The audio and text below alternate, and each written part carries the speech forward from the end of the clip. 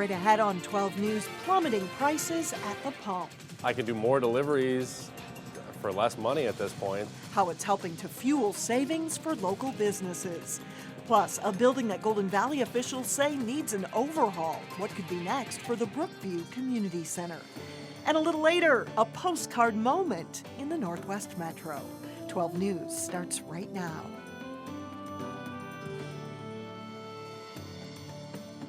Hello and thanks for joining us. From Plymouth to Robbinsdale and Golden Valley on up to Brooklyn Park, gas prices are falling. The average price of regular unleaded in the Twin Cities has dropped below the $3 a gallon mark to $2.97 a gallon. That's considerably lower than the national average, which is about $3.17. Now, Sonia Goins reports gasoline pump prices could drop even lower. Now, people we talk with are pumped up over the falling gas prices. Now, it's the lowest it's been in 3 years, and as you can imagine, they don't mind if this trend continues. Oh, it's wonderful having it go lower. It can go even lower if it wants to. Yeah, pleasantly surprised, yeah. Yeah, saving a lot, definitely, yeah. And I drive a lot, so yeah, I'm saving a lot too. The sunshine isn't the only thing warming people up. So are low gas prices. This BP gas station in New Hope has people smiling and saving. Probably like $20 a week if it stays this way, so keep it up, people that we never see. It's quite an accomplishment. The prices are lower, but this lady remembers when gas was really cheap. Well, when I used to go with my dad when I was a little kid, gasoline cost 16 cents a gallon. Those days are long gone, but consumers could see more savings at the pump. Pretty much culminating into two things. One, there's a low demand on drivers, on behalf of drivers, and second, there's an abundance of supply. So the last couple of years has been an increase in domestic oil production. And here we're just making the initial slices of the day. Jet's pizza driver Justin Ginther is keeping more dough in his pocket because of the low gas prices. I usually fill my tank like once a week. I'd say I'm saving at least like $10 a tank, so that helps quite a bit. It keeps more tips in your pocket if you don't have to put them straight in your gas tank. With gas below $3, Justin doesn't mind hitting the road more often. I can do more deliveries for less money at this point, so that's helping me. And I usually do between, I'd say, 15 to 30 deliveries a day. In New Hope, Sonia Goins, 12 News. The drop in gas prices follows a plunge in crude oil, which closed just below $86 a barrel on Monday, the first time that's happened in nearly 2 years. The Hennepin County Sheriff's Office is trying to determine how a kayaker died this weekend in Plymouth. Divers recovered the body of 31-year-old Paul Michaelbust Monday afternoon in Medicine Lake. The body was found about 100 yards offshore in 10 feet of water. Deputies do not suspect any criminal intent. However, Sheriff Rich Stanek says his office continues to investigate why the man's friends never called 911 when they realized he was missing. We have a lot of questions. We're short on answers. We're trying to figure out what exactly that happened, but that's why the investigation continues. Our detectives working with the Hennepin County Medical Examiner to answer those questions for the family. Alcohol is believed to be a factor in the incident. Michaelbust was kayaking with a friend early Saturday morning when his boat overturned. The friend made it safely to shore, but Michaelbust did not. A Brooklyn Center man with a prior criminal history is now accused of stealing mail. Kenneth Beck was arrested Saturday in Blaine. Beck and another man were booked on charges of mail theft and drug charges. If convicted, Beck could be sentenced to more than 3 years in prison. He was previously convicted of felony drug charges. In Maple Grove, it'll soon be out with the old and in with the new. Houlihan's restaurant at the corner of Elm Creek Boulevard and Main Street is slated to close by the end of the year. A developer plans to tear down the restaurant and construct a new building that would contain a small restaurant and retail. The developer is currently in discussions with potential tenants. The Brookview Community Center in Golden Valley has been a hub of activity for decades. But the facility is also aging, and the city wants something more up to date. Here's Eric Nelson. Great history here, of course. Golden Valley's Brookview Community Center is a golden oldie, but the 96-year-old facility is also crumbling. We've been putting Band-Aids upon Band-Aids, and the building leaks and it creaks and it reeks. Because of this, Golden Valley wants a renovated facility or a brand new one. There are countless flaws here at the community center. The building simply doesn't meet code in so many ways. Look at this railing. Not exactly safe. And this sidewalk that used to be flat, check it out now. And that slope means the retaining wall is not safe either. Up on the roof, there is no slope, creating puddles from rainwater that has no place to go. The building's curb appeal is low. There are signs of decay inside and out. Wires are exposed, and even old tree trunks are used for support beams. I think it's time, absolutely. Again, it's a conversation we've been having for a long time, and again, the building, it is what it is. Lack of space is also an issue. Brookview is one cramped building. They're struggling to find space for folks. So we're booked all the times. Our rooms are certainly at capacity, if not over capacity on days. Our golf course is very busy, so we think it's time. We'd be thrilled to have a new community center here. There are certain things that are not up to code. I certainly don't fit in the back rooms. It's low ceilings, and we don't have enough storage. Golden Valley is looking into 5 options to replace Brookview, with price tags ranging from $6 to $60 million. Basically, bring current building up to code, replace current building as it is, demo the old, replace with new, and then 3 designs on 3 locations. In Golden Valley, I'm Eric Nelson, Channel 12 News. The Golden Valley City Council will hear the 5 proposals tonight and try to decide which one makes the most sense. Still ahead, a common scare for trick-or-treaters, a food allergy. We'll have some safe Halloween alternatives up next. Then later in sports, after winning a thriller over Maple Grove, the Osseo football team gears up for another big test. But first, get outside and enjoy the pleasant day on Wednesday. It'll be 60s and sunny.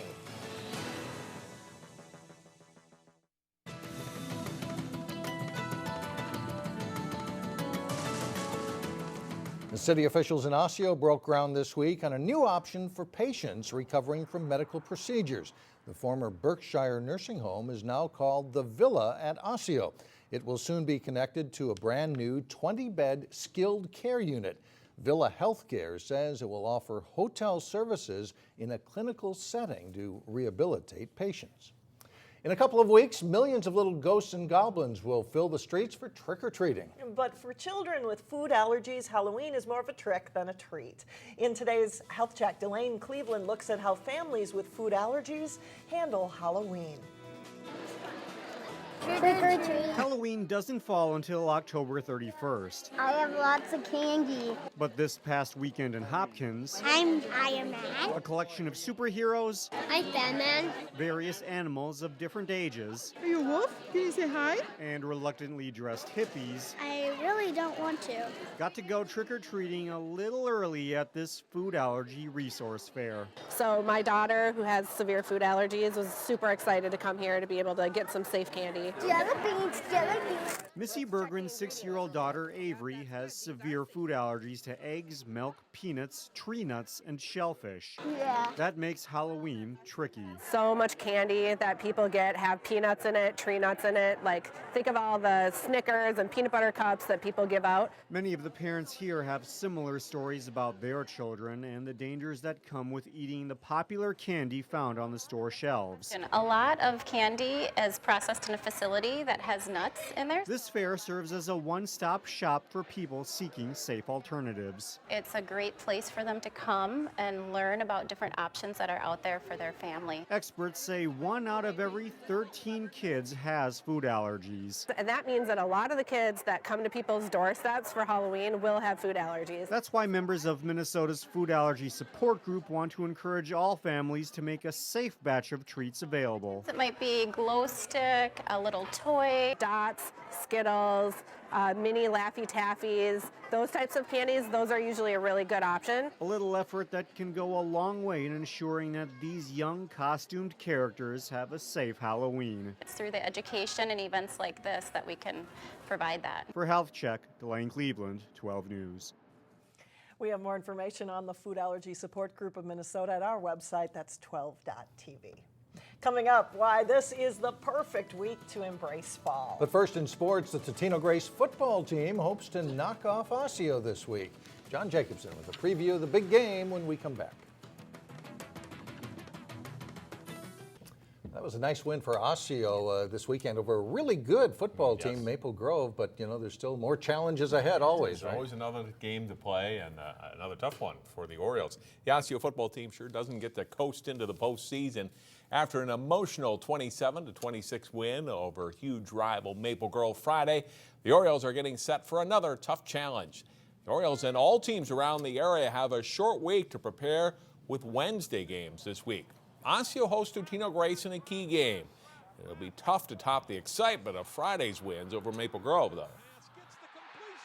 When it came down to the last play, all of our teammates, our hearts was pounding, but when they missed the field goal, it was like a victory. It's like we won state.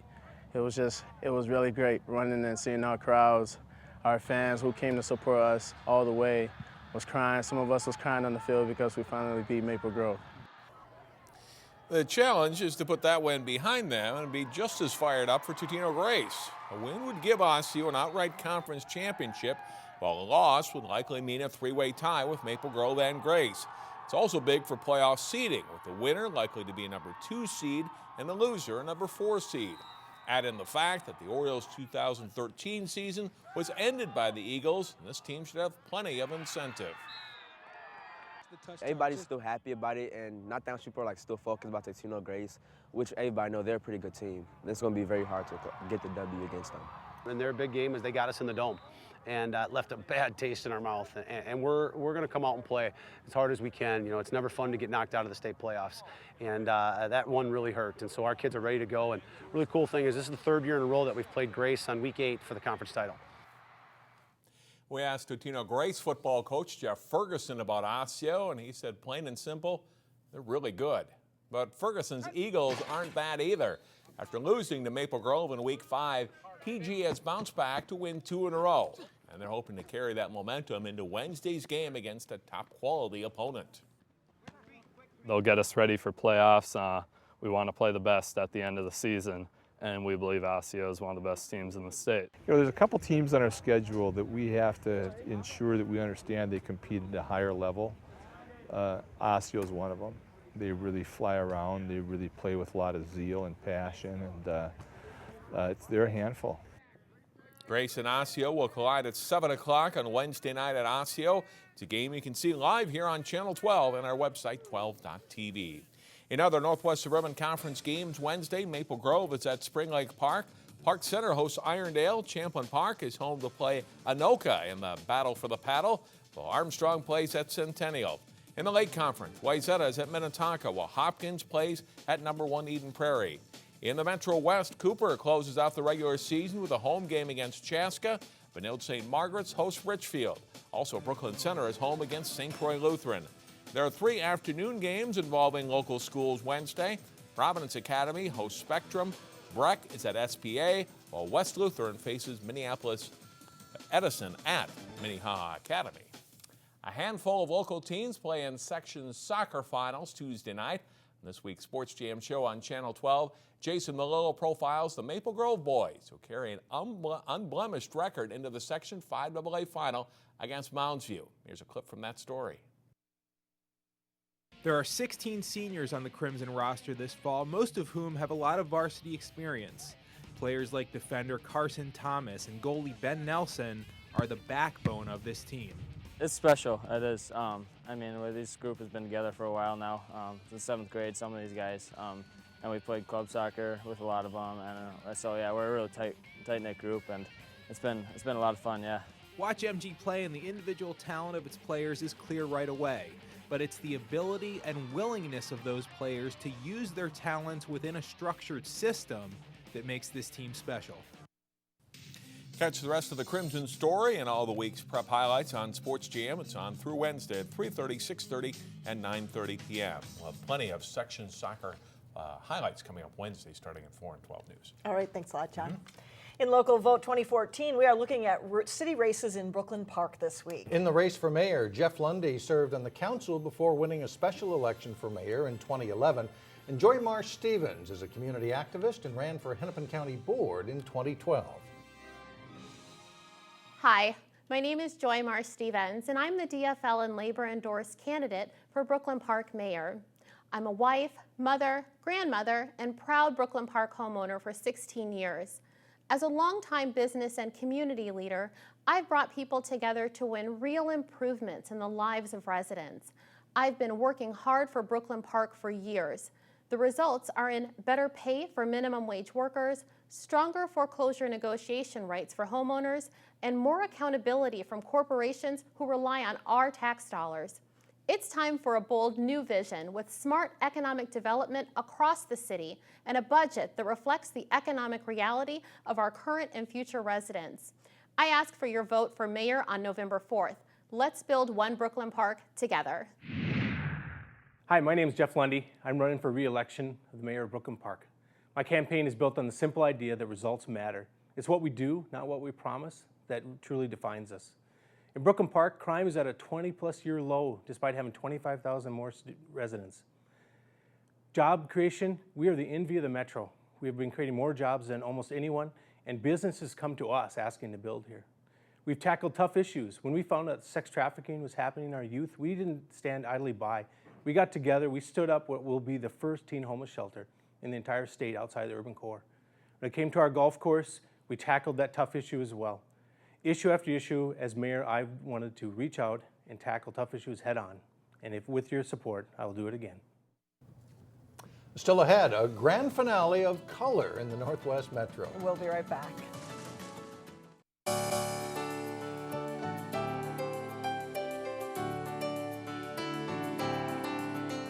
Brooklyn Parks Beyond the Yellow Ribbon program is looking for some volunteers to help clean up a disabled veteran's yard. The organization plans to do the yard work and repair a fence on October 25th. And if you're interested in helping, contact the group at the email address you see there on your screen, and youth groups are welcome as well. Finally, if you love a colorful autumn, this is it. According to tree experts, the colorful show of big fall leaves is happening right now. Right this week is the peak for the metro area. This is going to be the week to get out. City of Plymouth Forester Paul Buck says the rain and mild temperatures this summer have given us spectacular fall colors. This year versus a few years in the past, we had adequate moisture throughout most of the year. We didn't have real stressful heat situations during the middle of the summer, so the trees had a really healthy growing season to make up for the last few years. Buck says what we consider a tree's fall colors are actually its true colors. The cooler temperatures break down chlorophyll in the leaves, taking away the green color and giving us those vibrant reds, oranges, and yellows. And they are something to see, that's for sure. It really is neat, but the leaves can stay up in the trees as long as they want. As long as they want. That does it for us. See you tomorrow.